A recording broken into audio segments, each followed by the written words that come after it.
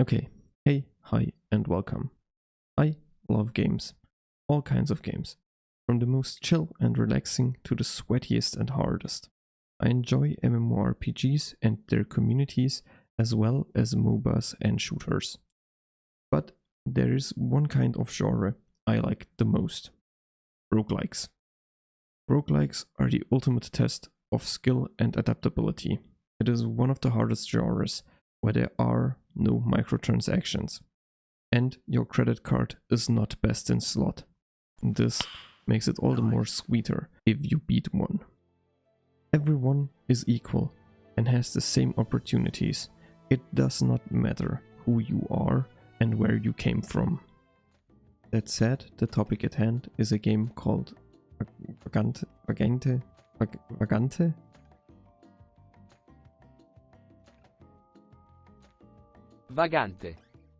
The art style looks amazing. The music is great.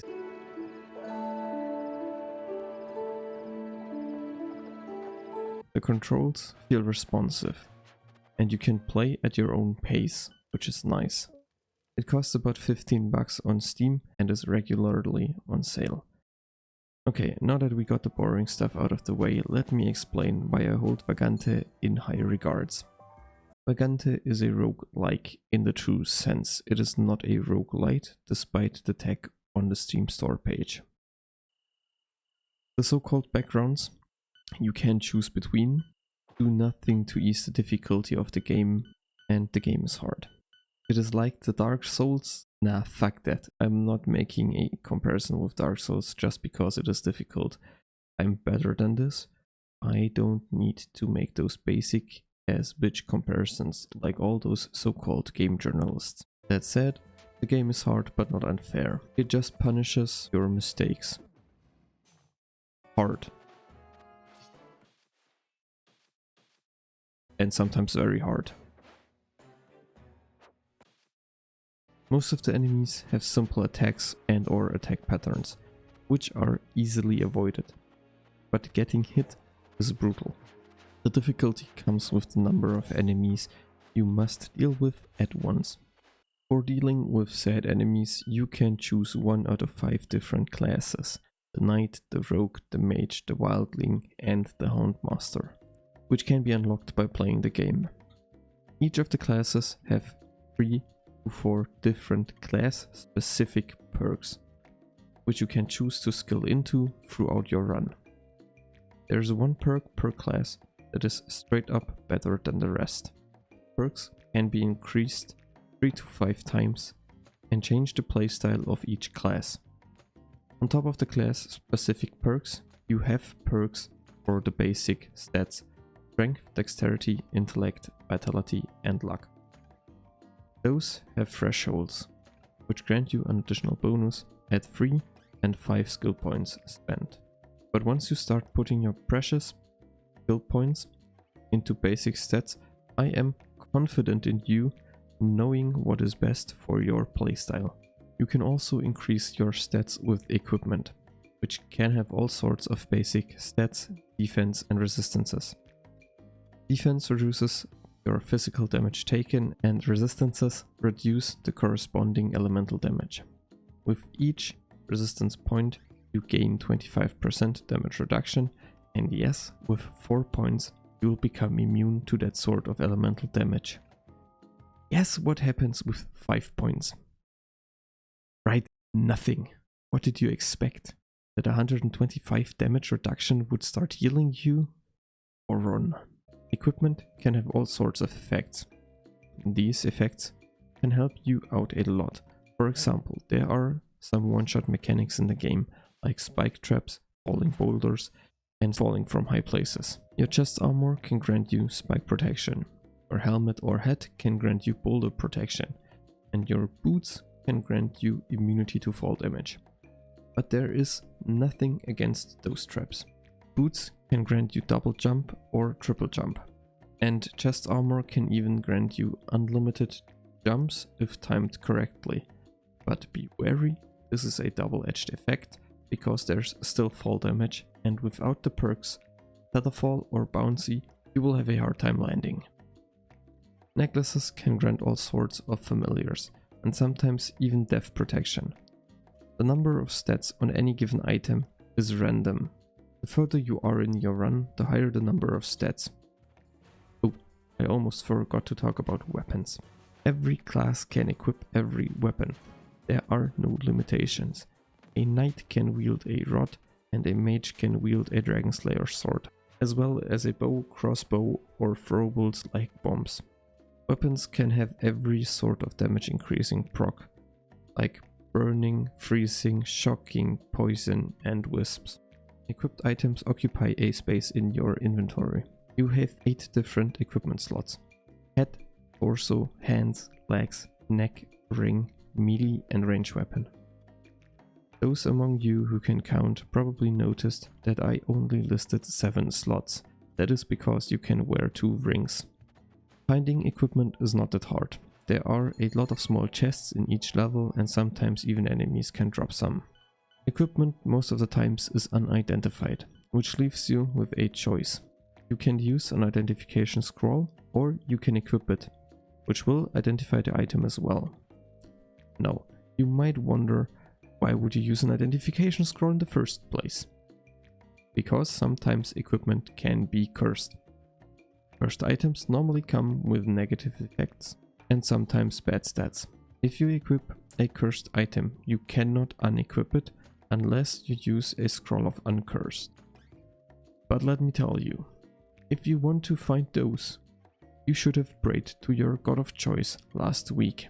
One good thing about those Uncurse scrolls is that they work on all items in your inventory.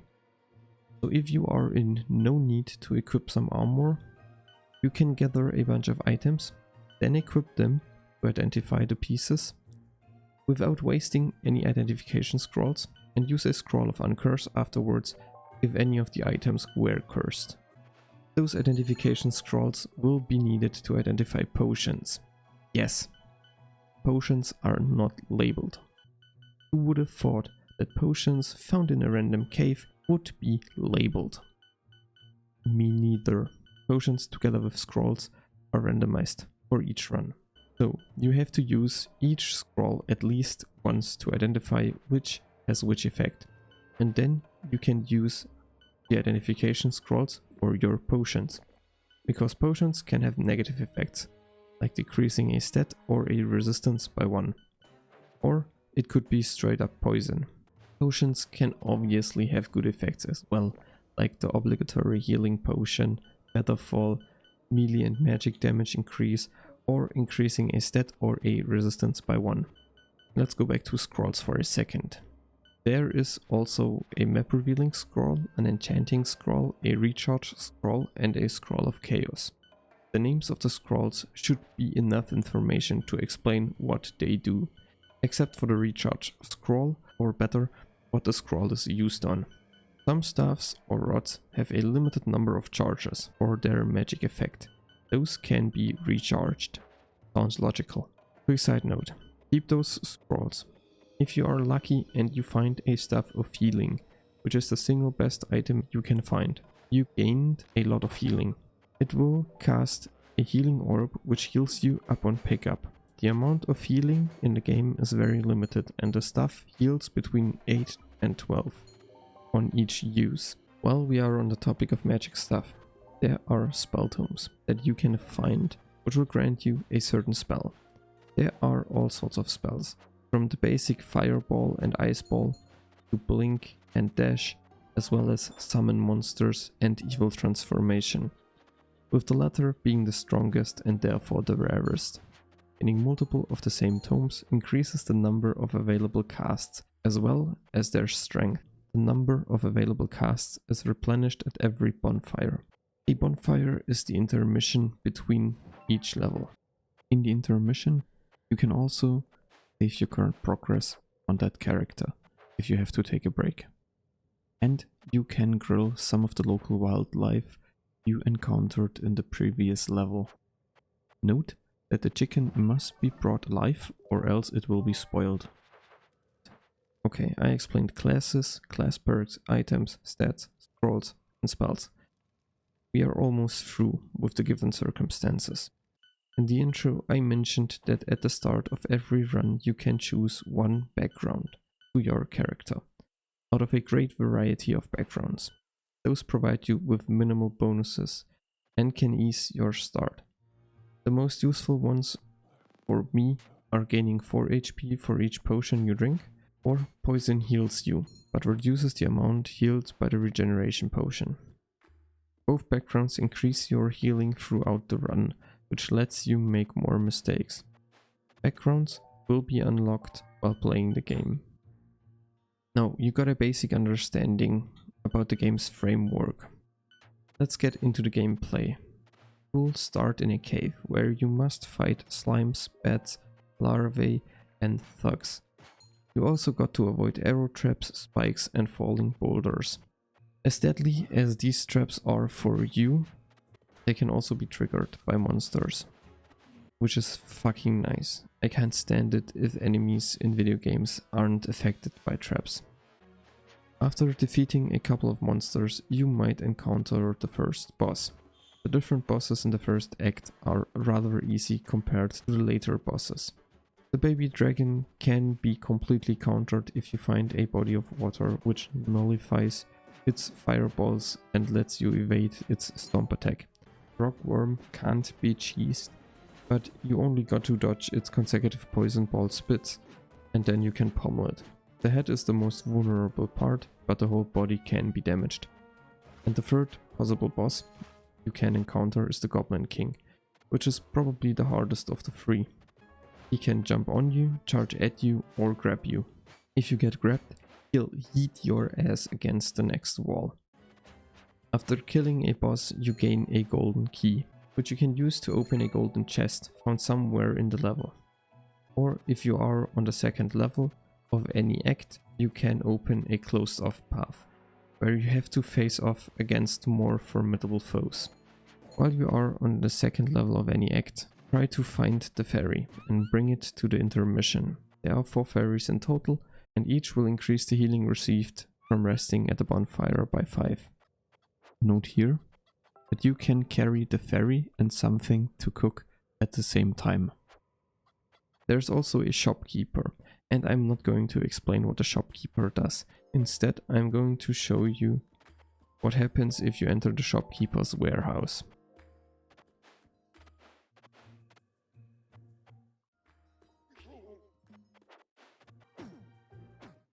Oh yeah, if you thought you could escape his wrath by leaving the level and progressing the run, oh boy, you in for a surprise.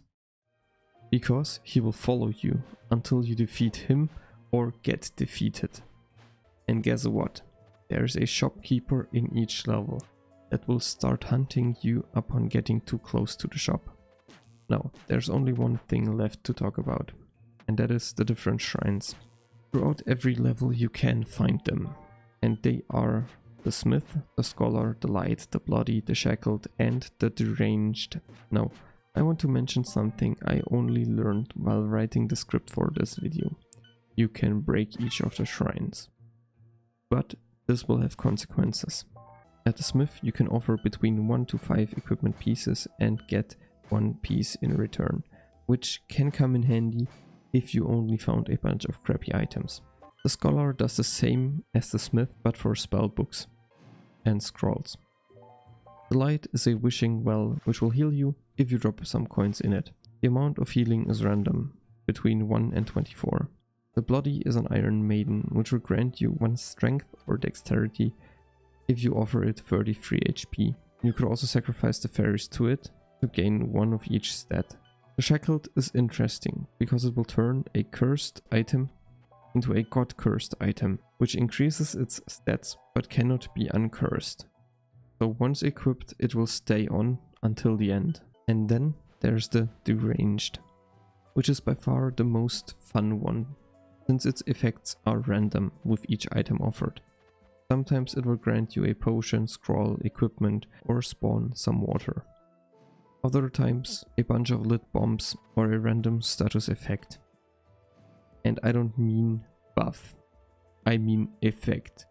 Poison, freeze and burning are possibilities as well. There's one unique weapon you can get from the Deranged, that is the Blink Dagger, which will sometimes teleport enemies to random locations after hitting them, with -1 to 7 damage. And yes, that means your attacks sometimes heal the enemies.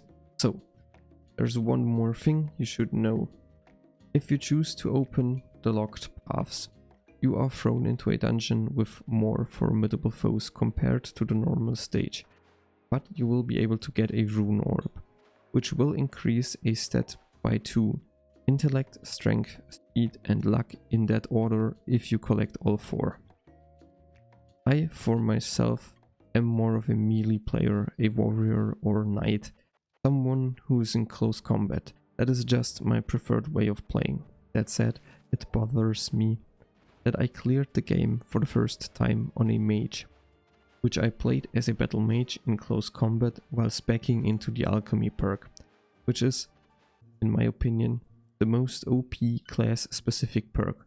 It will let you recombine potions, and with the last perk, sometimes drinking a potion will not consume it, which lets you stack stats through potions. Combined with the background that each potion heals you for 4 HP, makes it one of the strongest combinations. As said, I cleared the game for the first time with a mage, but I truly beat the game with a wildling. And yes, there is a difference. Why do you think there are these different achievements? I'll leave it up to you to discover the difference. Now, the last thing. I'll rate this game a solid 9.5 out of 10. There aren't any major flaws, the game feels great, it looks nice, has great music, and it is punishing, which I really like. I am just a sucker for those kind of games. I hope you enjoyed the review overview for Vagante, and if so, please leave a like and maybe subscribe. I'll be making more videos in the future. Have a nice day, bye.